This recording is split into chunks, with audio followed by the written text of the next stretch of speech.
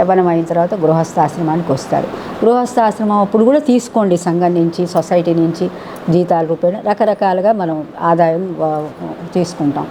ఇకపోతే మీ బోటి వాళ్ళు కాస్త శారదమ్మ, మీ బోటి వాళ్ళు, కొమరయ్య ఈ ఏజ్కి వచ్చిన వాళ్ళు మెల్లమెల్లగా కొద్దిగా ఇస్తూ రావాలి. ఇంకొక మా స్టేజ్కి వచ్చిన వాళ్ళు పూర్తిగా ఇచ్చిపడేయాలి. అది సీక్వెన్స్ మన వాళ్ళు చెప్పింది. ఇచ్చింది వచ్చింది ఇచ్చేసేయి, ఉంచుకోకు. సో అది మన యొక్క ఆ భారతదేశం యొక్క గొప్పతనం ఆ విధంగా ఉంది. అంటే అప్పు ఉంచుకోవద్దు, అప్పు ఎక్కువ కాలం నిలవ పెట్టుకోవద్దు.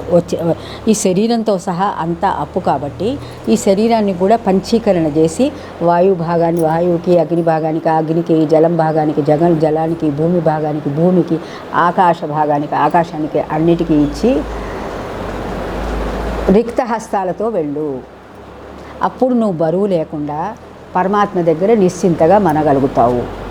దేహాన్ని ఎంత లైట్ చేసుకుంటే అంత మంచిది, ఎంత బరువు లేకుండా చేస్తే అంత మంచిది. సో ఇప్పటికి అది ఫస్ట్ది.